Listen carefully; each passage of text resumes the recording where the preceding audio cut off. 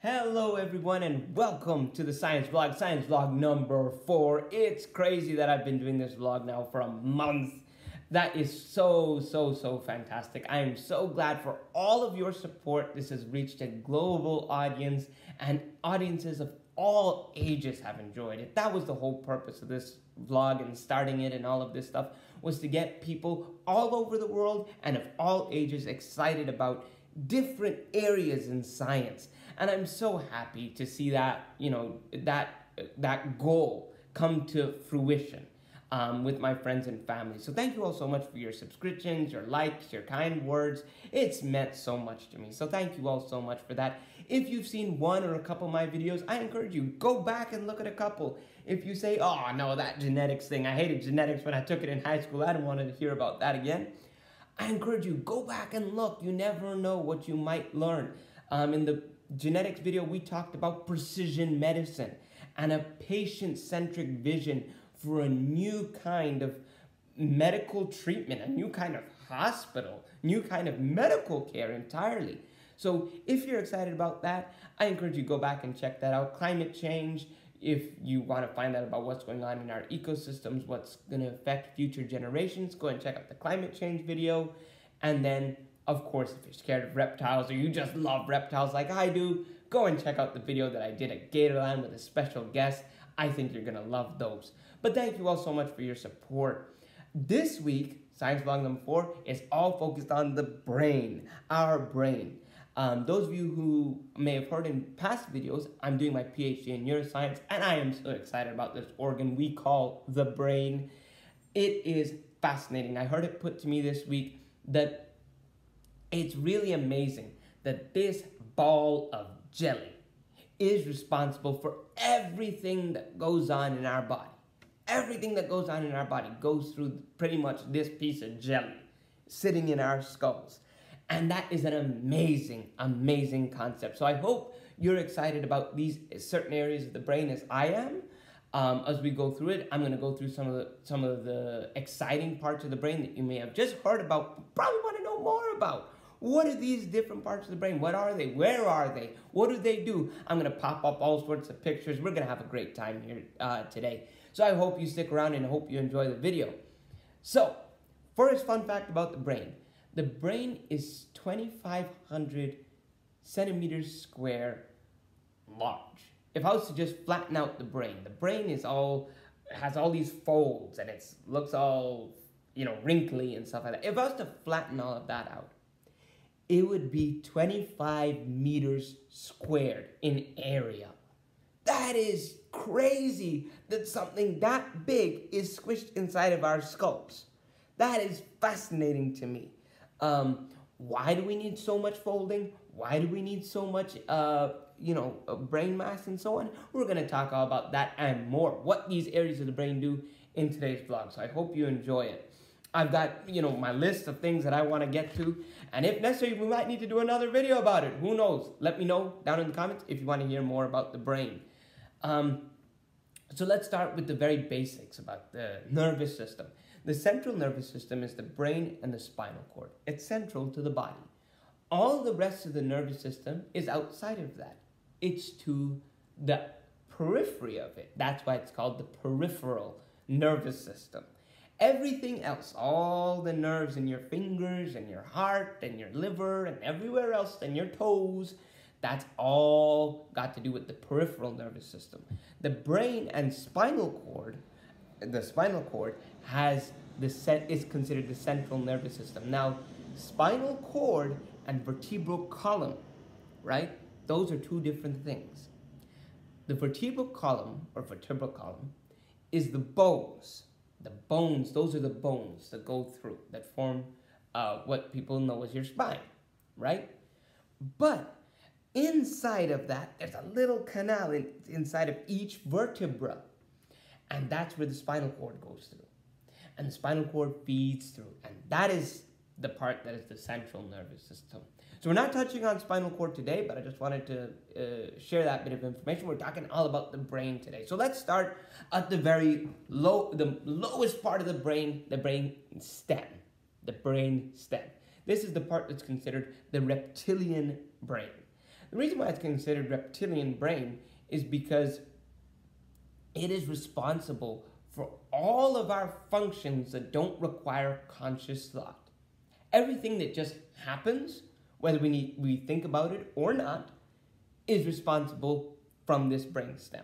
So for instance, blood pressure, heart rate, respiration meaning breathing, your lungs filling, and so on. That doesn't require conscious thought. Imagine if you had to walk around and think, heart beat, lungs breathe, heart beat, lungs breathe, heart beat, lungs breathe.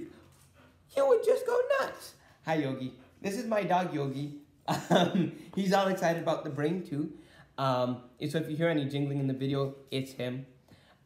It's his collar. But he's excited about the brain just like I am. And the fact that this brainstem doesn't require any conscious thought. Our conscious thought, our thoughts are needed for other things than just heart rate and breathing. So our brainstem takes care of that for us. It does a very good job at that. So getting into the brainstem itself is separated into 3 separate parts. I'll start with the lowest first, called the medulla oblongata, right? It's got a very fancy name, I know. But this is a very important part. That's the one in charge of blood pressure and respiration and all of that sort of stuff. This eccentric part of it. So all of that automatic function and stuff like that just happens, that's the medulla oblongata. The pons is the next highest part. The pons anchors another part of the brain to the rest of the brain. It's a very important anchoring point, so I'll get into that in a moment. The pons, just so you know, anchors the cerebellum to the rest of the brain. It's the only point where the cerebellum attaches to the rest of the brain. When you look at pictures, it may look otherwise, but it's the truth. The only part where they connect is at the pons. The cerebellum is important for your balance and your coordination of movement. When you trip and you catch yourself, that's all your cerebellum in motion. The cerebellum's like, I got this. I'm going to keep you from falling. And that's why you try to catch yourself. Your legs catch up with you and stuff like that. It's all your cerebellum at work, and you can thank your pons for attaching everything and saying, hey, you're here too. Another important part of the pons is it's responsible for making or synthesizing dopamine. Dopamine is an important neurotransmitter, a chemical that communicates with the rest of the brain, right? Makes you happy, makes you sad sometimes, makes you feel all sorts of things. Dopamine is an important neurotransmitter, and it's synthesized in the pons. So pons also playing an important role. Going slightly higher now than the pons is an area called the midbrain. Now the midbrain is important for eye movement. Yes, Yogi, eye movement. And also it's important for pain suppression. If someone was to get in an accident and they cut their leg really badly, but all of a sudden they see a gasoline puddle start to trickle over to an open flame, they're not going to feel the cut on their leg no matter how severe that cut is. They're going to be like, nope, I need to leave. I need to run for my life. That pain suppression comes from the midbrain. There's actually centers in your midbrain responsible for just saying, we'll deal with this later. We'll deal with this later. Blood loss is not the immediate threat. The immediate threat is this. So that's what the midbrain is really, really important for. And all of these parts, the midbrain, the pons, and the medulla, all of these form the brainstem, and they're all responsible for having ascending, all 3 of them, ascending and descending, what are known as tracts in the central nervous system. You can think of it like train tracks, all right? Very, very similar. You got tracks going towards the brain, you got tracks going away from the brain. Going toward the brain, you have sensory tracts. When you touch something, your brain needs to know what you're feeling. Your brain has to tune in. But then your brain needs to interpret that and say, do I need to move in response to this, or can I just stay here with this sensation? Is it okay? If you need to move, those descending tracts come down and they say, move your hand or move your arm and move it this quickly and in this direction. That's the information that comes down the descending tracts. So these ascending and descending tracts are very, very important, and they go right through that brainstem. And what happens is, unfortunately, there's been cases in accidents, car accidents, where the person's brainstem is fine, but those ascending and descending tracts are damaged. And unfortunately, what happens to these people is a syndrome called locked-in syndrome. And I'll link a video so you can see what locked-in syndrome looks like. But viewer discretion is highly advised. It's very disturbing in the sense that if you start to empathize with these patients, it's very scary, because think about it.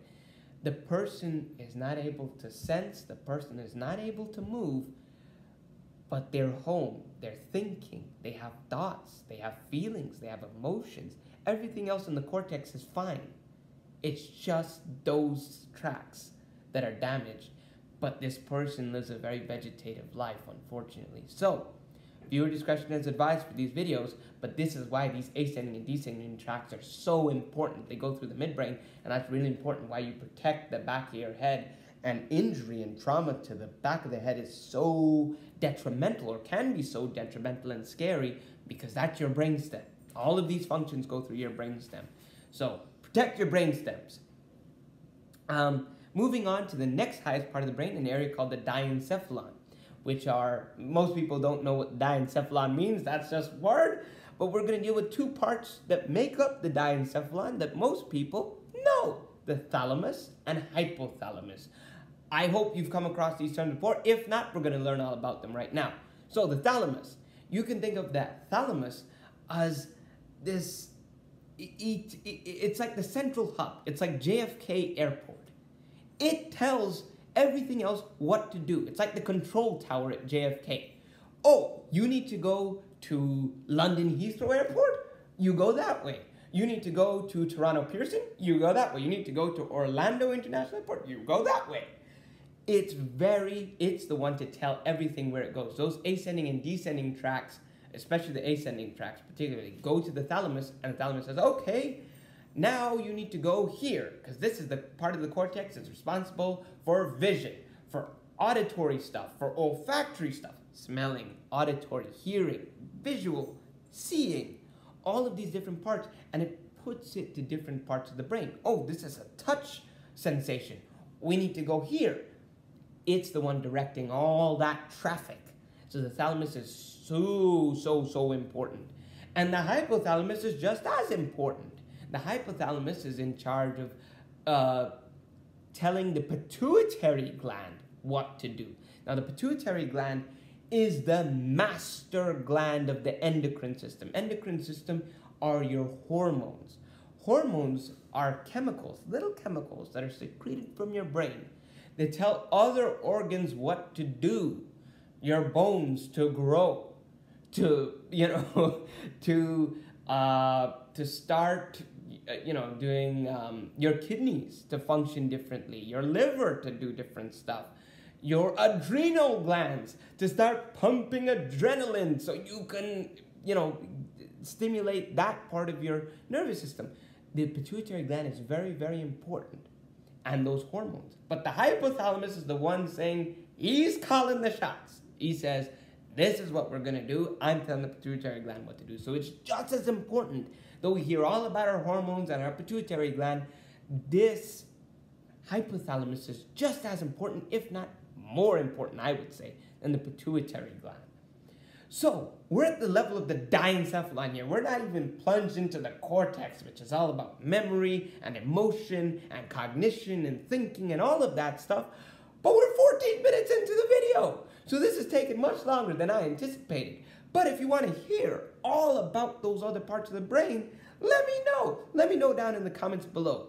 And not only what you want to hear about, if you want to hear about the rest of the brain next week, but what else you want to hear about. I've had some great suggestions. Shark conservation research, alcohol on the liver, and its effects on the liver and the liver's ability to regenerate. I've had some amazing suggestions come my way so far.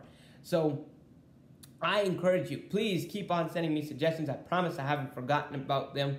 And we'll see. We'll see as the opportunities present themselves what is going to get integrated when. So let me know what you think. So that brings us to the end of this week. Please remember, be kind to yourself, be kind to others, and I'll see you all next week.